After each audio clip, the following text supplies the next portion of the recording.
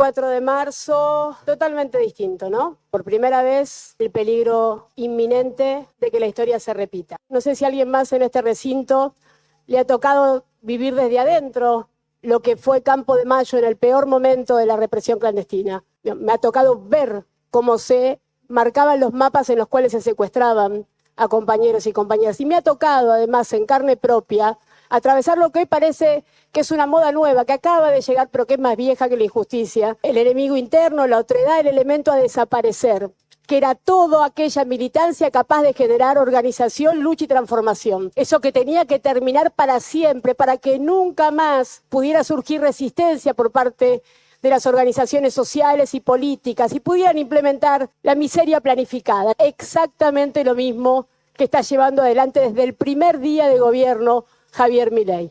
Volvió de otra manera. Pareciera que no es el mismo peligro. Es exactamente el mismo peligro. Son exactamente los mismos intereses económicos. Pero esta vez lograron democráticamente ser electos por el pueblo. Y ahí lo tenemos que pensar todos y todas. ¿Qué es lo que pasó? Que estos paracaidistas de la política hoy están a cargo del Estado Nacional. ¿Qué pasó? Que cuando uno escucha a determinados diputados y diputadas siente una profunda vergüenza por la ignorancia que tienen. Acá hay dos lados. No hay dos demonios, hay dos lados. O estás del lado de los represores, violadores, asesinos, ladrones de niños, o estás del lado de la memoria, la verdad y la justicia. En esta casa legislativa, la vicepresidenta ponía en valor el accionar de la dictadura cívico-militar. Y hoy el ministro de Defensa y la ministra de Seguridad, entre bombos y platillos, manifiestan como algo positivo que el ejército vuelva a estar en las calles. Miren, señores diputados y diputadas, yo les voy a mostrar qué es lo que pasa cuando el ejército está en las calles. Esta es la foto de mi papá. Mi papá fue secuestrado junto conmigo y junto con mi mamá. Y fue atado a una soga, a un bloque de hormigón con alambres y arrojado vivo al Río de la Plata. Esta es la última foto que tengo de mi padre. Esta es su autopsia. Acá nadie inventa, esto es documentación pública. Y no de Argentina, no la hizo el kirchnerismo, la hizo el gobierno uruguayo. Esta es la autopsia, donde relatan todos los tormentos previos a tirarlo de un avión al Río de la Plata. Todos los tormentos previos. Incluida la castración, previo, robarle a su beba y criarla para que el gen rojo nunca se active, totalmente ajena a la que debió ser su verdadera vida. De esto hablamos cuando hablamos del 24 de marzo, de la peor violencia ejercida por el Estado.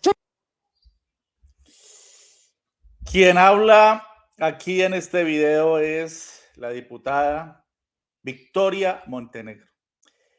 Víctima desde sus primeros días de vida de la feroz dictadura instaurada en su patria por el fascismo, porque hay que decirlo con todas sus letras, por el fascismo en 1976, con la dictadura de los tristemente célebres generales Jorge Rafael Videla, Emilio Eduardo Macera, Orlando Ramón Agosti, Roberto Eduardo Viola, Leopoldo Fortunato Galtieri y otros sátrapas.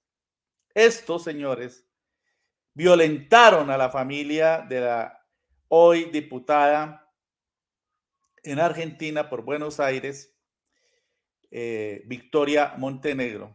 Desaparecieron a sus padres, asesinaron a su padre e hicieron lo que siempre hacían, ¿no?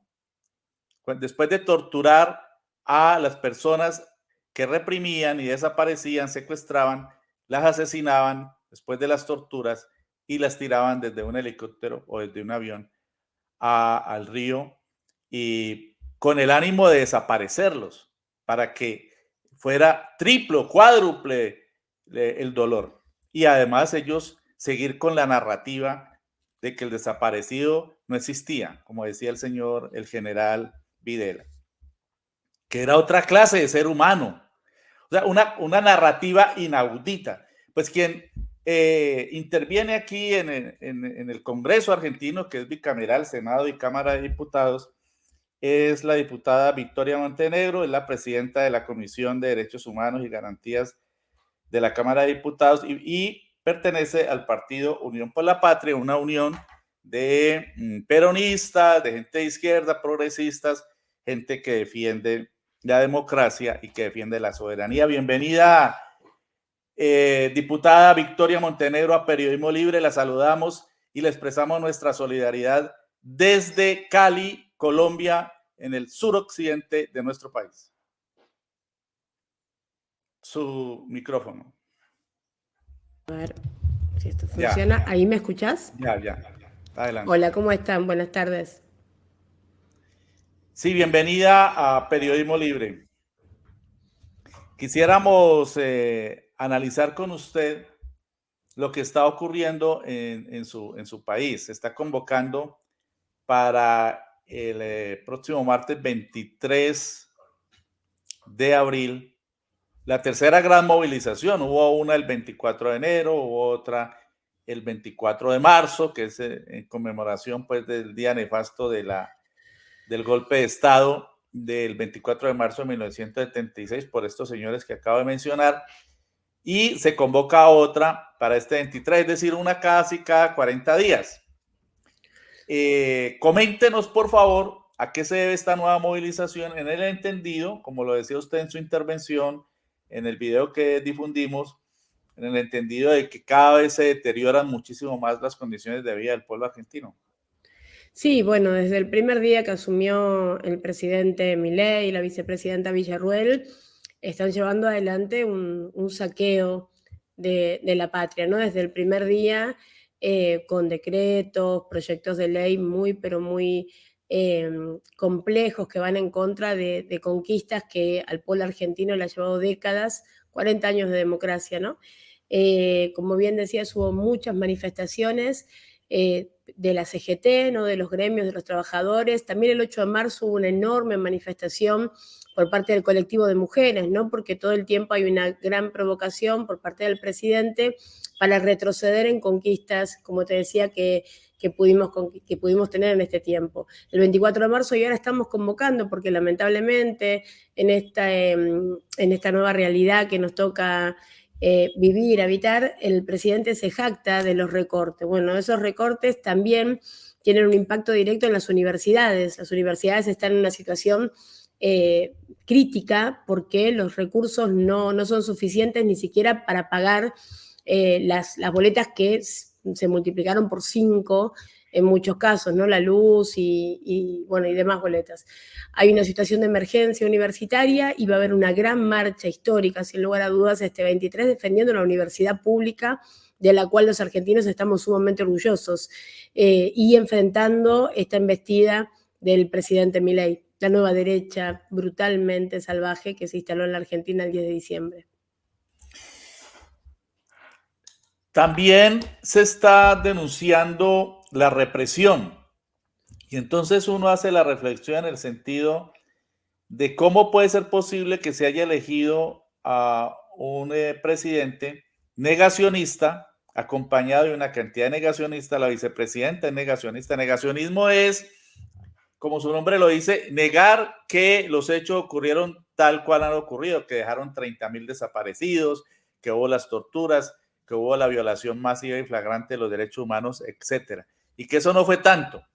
¿Qué circunstancias llevaron a que fuera elegido, como usted lo dice también en el video, democráticamente, un señor que viola todos los derechos, expulsando o echando de su trabajo, por ejemplo, a más de 13,000 trabajadores estatales, y que está generando una inflación anual que supera el 250% según datos que hemos conocido acá, que presenta unos proyectos legislativos, por ejemplo, el famoso DNU, el decreto de necesidad de urgencia, que es todo un desmonte de lo poco de estado de bienestar que queda, que acaba con toda la atención del Estado a áreas fundamentales en su país, y que presenta también una ley ómnibus, que todo esto es objeto de discusión en el Congreso. ¿Cómo ocurrió esto? ¿Cómo ocurrió este retroceso en Argentina, diputada? Sí, tanto Milei como Villarruel no solo son negacionistas, sino que además ponen en valor lo que fue el accionar de la última dictadura cívico-militar, reivindican el accionar de la dictadura cívico-militar. Y como te comentaba, desde el primer momento, todas estas políticas, el DNU, la ley ómnibus que cayó en el Senado, en el Congreso, pero que se está presentando en este tiempo por las partes para ver si logra avanzar, nos están dejando en una situación de una de las peores crisis de la historia en muy poco tiempo, ¿no? Nuestro país pasó ya momentos de crisis. Nunca la Argentina vivió lo que hoy se está viviendo, nunca.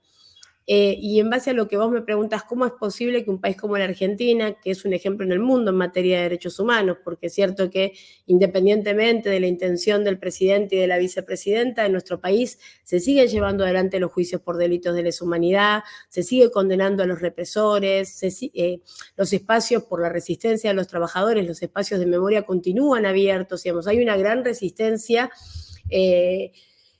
que tenemos como pueblo, pero que enfrenta este ataque permanente por parte del presidente. Ahora uno se pregunta cómo es posible en un país justamente como la Argentina. Y yo te puedo decir que el actual presidente de la nación es una de las personas que más horas de televisión tuvo en estos últimos años. El presidente de la nación comenzó como un personaje, si se quiere, bizarro de la televisión, un panelista que se disfrazaba y hacía chistes y hablaba de economía y de poner una bomba en el Banco Central. Y la verdad que de ese personaje ridículo, gracioso, se fue construyendo una voz que podía hablar de economía hasta que logró que se pueda habilitar ese mensaje como un mensaje de la antipolítica, ¿no? Nosotros tuvimos 12 años de gobiernos muy importantes para los derechos del pueblo, como fueron los de Néstor Kirchner y Cristina Fernández de Kirchner. Después vinieron 4 años de un gobierno a cargo de Mauricio Macri que se encargó de endeudar a la Argentina y dejarnos sumamente condicionados y también de muchísimo retroceso. Y cuando logramos volver en el 2019, inmediatamente a los meses estalla la pandemia, bueno, la guerra y situaciones económicas que sumada al condicionamiento con el que nos había dejado el presidente Macri, van generando una ruptura de aquel estado de bienestar que supimos tener durante aquellos gobiernos del kirchnerismo. Entonces, el rol de los medios de comunicación incentivando todo el tiempo a la antipolítica, construyendo causas de corrupción que después en la justicia se caían, pero ya estaban instaladas en los medios de comunicación, ¿no? Entonces, por un lado, la antipolítica y la construcción de este monstruo, y por otro lado, la estigmatización permanente de todos aquellos que somos parte de la causa popular, ¿no? Causas judiciales, bueno, y además mucha violencia política, muchísima, que termina, si se quiere, con el intento de asesinato a la vicepresidenta. Vos pensás que en la Argentina se intentó asesinar a la vicepresidenta de la Nación y todavía no sabemos qué pasó, ¿no? Rol de los medios de comunicación y de la justicia tapando aquel intento de asesinar a la máxima referente política del país para habilitar la instalación justamente de la antipolítica y de este personaje siniestro que hoy nos gobierna. Así que nos toca un escenario bien complejo, enfrentando una embestida, como yo te diría, nunca tuvimos, no en años de democracia, ¿no? La violencia en cuanto al recorte del Estado, a jactarse de despedir miles de trabajadores, a desarmar áreas estratégicas, a sentarse sobre recursos que el Estado Nacional tiene y no entregar, por ejemplo, medicaciones para pacientes oncológicos. Digo, hay personas que se están muriendo en la Argentina por no poder acceder a un tratamiento que hasta el 10 de diciembre tenían asegurado. Entonces hay mucha perversión en el Ejecutivo Nacional y bueno, y trabajamos todo el tiempo para denunciarlo y pensar estrategias conjuntas para defender al pueblo. Hemos visto, diputada, también muy activo al señor Milei entregando la soberanía argentina. Corrió desesperado, se echó 6 horas viajando hasta el sur de Argentina para buscar a la comandante del ejército argentino, del ejército estadounidense, enviada por Biden, a rendirle toda clase de honores y a entregar lo que ni siquiera le están pidiendo. Y también hemos visto algo que nos ha llamado mucho la atención y es su obsecuencia el asumir una posición arrodillada frente a Israel, frente a el genocidio que está ocurriendo allá, que él por ningún lado obviamente lo menciona, sino que expresa ciegamente solidaridad con todo lo que está haciendo Israel contra el pueblo palestino. ¿Cómo analizan ustedes desde el campo alternativo, democrático, popular, esa política exterior entreguista del señor Milei? Sí, por eso te planteaba que lo que está sucediendo hoy con este nivel de obscenidad nunca sucedió. Es cierto que en los 90, durante la gestión del presidente Menem, estaba esta idea de las relaciones carnales con Estados Unidos, pero nunca tan obsceno, esto que bien planteás, ¿no? Sale corriendo a ponerse a disposición tanto de la guerra que se está llevando adelante en Medio Oriente, a la cual nosotros tenemos un posicionamiento que de hecho es el que tienen las Naciones Unidas, que hay que parar con este genocidio en la Franja de Gaza. Bueno, de eso no se pronuncian, pero sí activamente quiere que Argentina sea parte de esta situación que se está sucediendo cuando nosotros somos un país neutral, históricamente neutral, y cuando además la Argentina tiene problemas reales que resolver para dentro de su propio pueblo. Es vergonzoso. Lo que nos pasa a todos es que sentimos mucha vergüenza, que no representa al pueblo argentino, que representa intereses económicos de muy pocas personas, muy pocos empresarios que le hacen mucho daño, que siempre se lo han hecho y en este último tiempo mucho más al pueblo, y que pone a la Argentina en una situación preocupante y peligrosa. No representa al pueblo argentino, sino representa intereses que nos avergüenzan, ¿no? Lo que sucedió, hay denuncias presentadas, lo que sucedió con su viaje al sur, pensando cómo puede entregar más, ¿no? Bueno, hay una realidad, este presidente es profundamente antipatria y odia profundamente al Estado. Nosotros escuchamos declaraciones que realmente son perturbadoras, ¿no? Previo a ganar las elecciones, él planteaba que el Estado era un pedófilo y que el pueblo eran niños encadenados, digamos, y seguía con un montón de imágenes tremendas. Eso es lo que el presidente tiene en la cabeza, ¿no?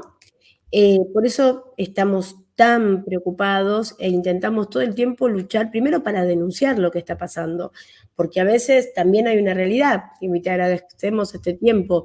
En la Argentina los medios de comunicación más importantes son sumamente obsecuentes, funcionales, y para ser honesto, de hecho muchos de ellos son los jefes del presidente. Entonces, cuestiones que deberían ser de mucha gravedad, denuncias de corrupción en este tiempo obscenas, no trasciende lo que realmente está pasando, no trasciende lo que pasa con el pueblo argentino, cómo se sientan sobre los recursos que tenemos para nuestro pueblo ya asignados, y dejan morir a la gente sin poder acceder a sus medicamentos, digo, como el acto más criminal, porque uno puede pararse ideológicamente entendiendo que quizás hay algunos que no quieren seguir adelante con la política de memoria, verdad y justicia, porque la entienden parte del pasado, y nosotros nos toca defender porque es importante seguir vigente, mantener vigente esta lucha. Ahora, explícame cómo es posible que el Estado se desentienda de responsabilidades que tiene, por ejemplo, con los niños que están esperando sus medicamentos. ¿Sabes lo que es tener el recurso para hacerlo? Sentarse sobre este recurso y definir no entregarlo es criminal. Es criminal. Y esto que vos ves del presidente se replica en cada uno de los ministerios. No es que se está pensando cómo el Estado está presente y cumple con su responsabilidad, cómo se cumple con las responsabilidades que tenemos en la provincia y cómo se garantiza la protección de los recursos del Estado Nacional. Al contrario, se está pensando en desguazar el Estado para poder entregarlo a estas empresas y continuar con los negocios que históricamente hicieron, que comenzaron en la época de la dictadura y que vinieron a reafirmarse en la Argentina. Desguazar el Estado, es decir, volver pedazos del Estado como en la dictadura de Videla y los otros, para entregarlo al capital privado, seguramente. Por acá, diputada José Freddy Restrepo, un destacado jurista de nuestra región, dice: Victoria Montenegro de Colombia, toda la solidaridad y compañía en la lucha por una Argentina en América Latina más justa.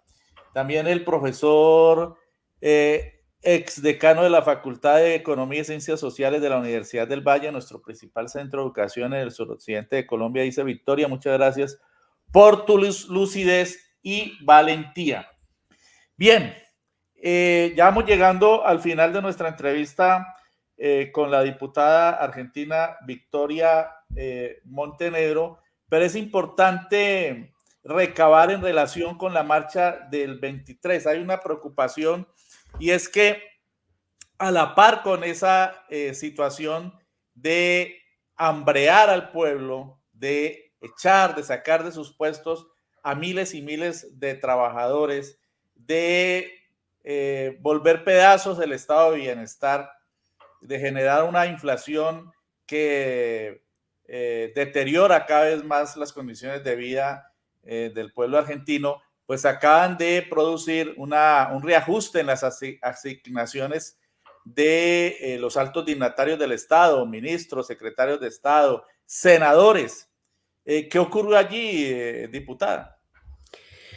Sí, bueno, hay una promesa de campaña de Milei que era justamente terminar con la casta, ¿no? Él planteaba, bueno, toda la crisis y la situación económica tenía que ver con un grupo de privilegiados que eran los responsables de la crisis económica de nuestro pueblo. Sí, es cierto, hay un grupo de privilegiados que condiciona siempre nuestros gobiernos populares y que, por ejemplo, se encarga de disparar el dólar, de fugar dinero, siempre para nuestros gobiernos. Pero esa es la promesa que él hace. Él asumía y terminaba con la casta. Inmediatamente asumido, de hecho antes de asumir, se rodea de la máxima expresión de la casta argentina, ¿no? Con Mauricio Macri a la cabeza. Mauricio Macri termina de conformar el gabinete del presidente, bueno, Caputo, el responsable de la deuda de Macri, ¿no? Porque si uno intenta atar, bueno, ¿cómo la Argentina llega a esta crisis? Cuando se va la expresidenta Cristina Fernández de Kirchner, teníamos los salarios más altos de Latinoamérica, en dólares. Había mucho para mejorar, sin lugar a dudas, pero la verdad es que habíamos saldado las deudas y teníamos el salario más alto y las jubilaciones de Latinoamérica. Mauricio Macri, de la mano de Nicky Caputo, endeudan la Argentina y condicionan al gobierno de Alberto Fernández y de Cristina Fernández de Kirchner. Él promete cambiar esta historia y lo primero que hace, de la mano de Mauricio Macri, Caputo y compañía, Bullrich y demás, comienza este gabinete que es la máxima y más pura expresión de la casta. El presidente de la nación, si quisiera casta más pura, no conseguiría. Es la que lo rodea. De siempre, ¿no? Los eternos y los mismos apellidos de siempre en la historia argentina. Y a partir de ahí lo que te comentaba, ¿no? Bueno, tienen una gran capacidad comunicacional porque los medios justamente se encargan de esto, de poner en valor el despido de trabajadores que son esenciales al momento de poder llevar adelante las políticas de Estado, que son las que en definitiva impactan en la cotidianeidad del pueblo, en su jubilación, en su pensión, en la accesibilidad a la salud, en las personas con discapacidad, bueno, todo lo que ya sabemos del funcionamiento del Estado. Eso se recorta, un Estado mínimo, un rol prioritario del privado, entonces el que quiere salud que pague, el que quiere derechos, bueno, que tenga el suficiente recurso para poder comprarlo si se quiere. Y bueno, obviamente la situación en la que estamos hoy, rodeados, gobernados por esta casta que tiene esta impunidad, por ejemplo, de echar, te pongo un ejemplo bien concreto, tenés un personaje siniestro que es el vocero presidencial, que es un provocador, primero que es una persona sumamente ignorante, no conoce el Estado, no conoce el funcionamiento, no es una persona formada, y es un gran provocador, una persona siniestra, perversa, que con placer anuncia los despidos y demás políticas de Estado. En pocos meses duplicó su salario, nadie sabe bien qué hace.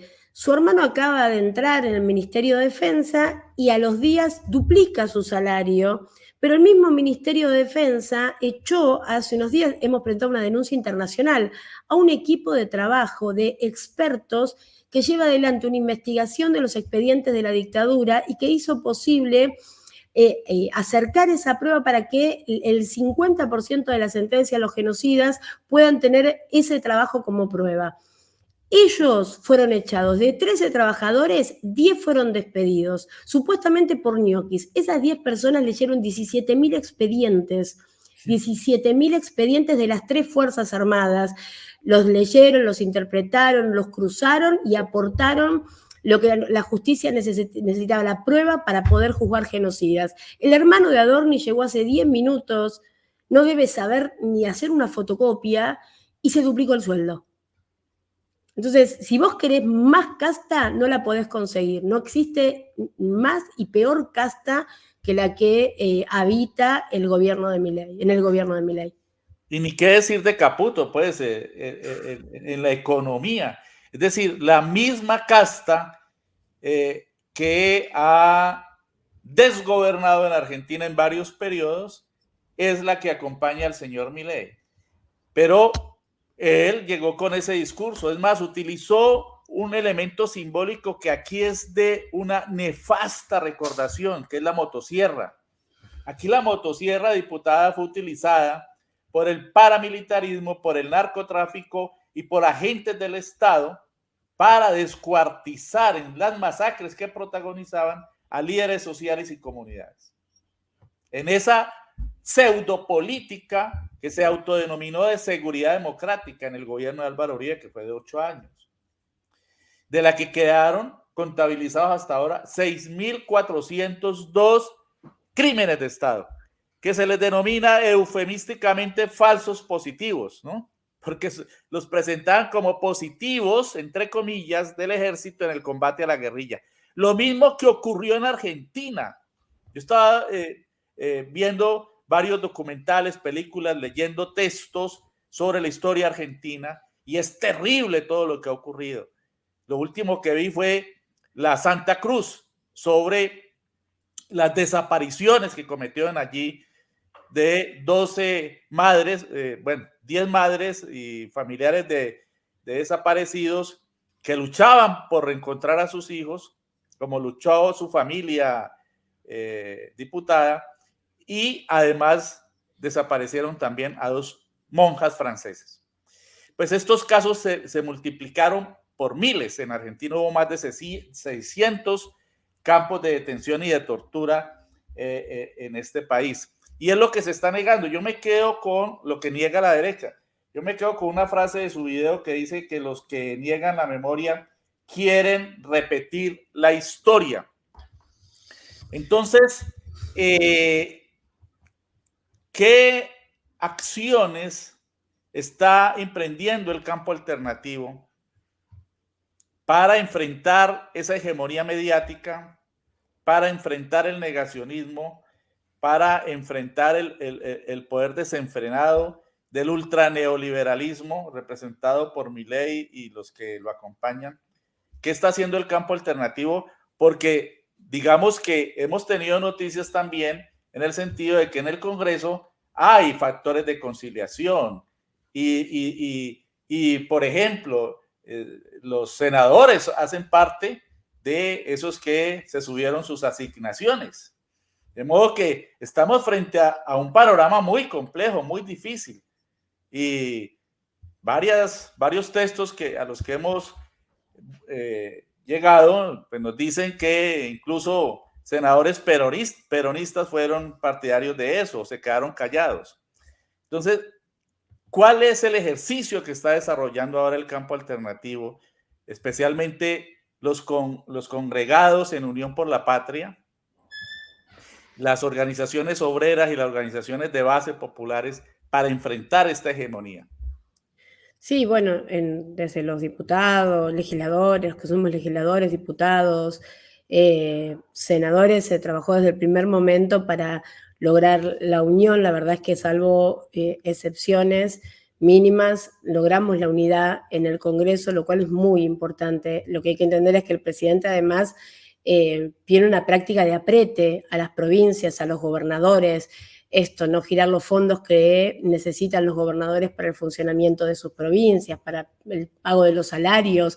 Digo, hay prácticamente una actitud mafiosa del presidente, y eso genera presión en los gobernadores, y los gobernadores a su vez obviamente presionan a los diputados y a los senadores para lograr cierto avance con algunas cuestiones que las provincias necesitan con urgencia.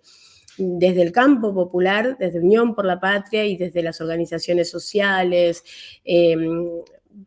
los movimientos, los sindicatos, los movimientos también feministas, que en la Argentina tienen muchísima presencia, permanentemente se van dando focos de resistencia. Te decía, el 23 va a haber una marcha histórica, en mayo va a haber un paro de la CGT, es la primera vez que la CGT se planta con tanta firmeza en tan poco tiempo, porque también realmente lo que está pasando ahora no tiene precedentes. Lo que está pasando ahora realmente no tiene precedentes, porque hubo otros momentos de crisis, pero las personas que hoy gobiernan la Argentina son personas bastante inestables, complejas, no sabes qué es lo que pueden hacer. Uno puede plantear esto que está sucediendo, bueno, vamos a ir a una guerra. No, claro que no funciona así un Estado. Entonces, lo que nosotros estamos trabajando permanentemente es la unidad y la unidad de acción en la calle. Y se está viendo una resistencia. Nosotros también planteamos que vamos a luchar, ellos vienen por nuestra historia, vienen por la memoria, vienen a instalar lo que la dictadura en definitiva no pudo, que era ese proyecto económico con un pueblo de rodillas que no luche. Y el pueblo argentino tiene mucha experiencia en la lucha. Y nosotros hemos transitado momentos bastante complejos, ¿no? El peronismo lo han bombardeado, lo proscribieron 18 años, fusilaron a quienes intentaban traerlo, y después los 30.000 desaparecidos, y después la resistencia en el 2001. El pueblo argentino tiene un ADN de lucha, y contra ese ADN de lucha no van a poder. Y ahí está nuestra responsabilidad, ¿no? En honrar este momento histórico, en ayudar en esta organización y estar cerca de nuestro pueblo y pelear por esos derechos que tanto nos costaron como argentinos, y defender nuestra democracia también, que fue muy, pero muy costosa y que hoy corre peligro con estos personajes siniestros. Así que independientemente de lo complejo del escenario, nosotros seguimos en la lucha. Y el pueblo argentino tiene una larga historia de lucha y no van a dejar que, como usted lo dijo, acaben con el gen rojo. Muchas gracias, diputada Victoria Montenegro, por acompañarnos en Periodismo Libre, y seguiremos desde Colombia siguiendo permanentemente la lucha del pueblo argentino contra la arbitrariedad y contra esta nueva dictadura ultra neoliberal. Buenos días.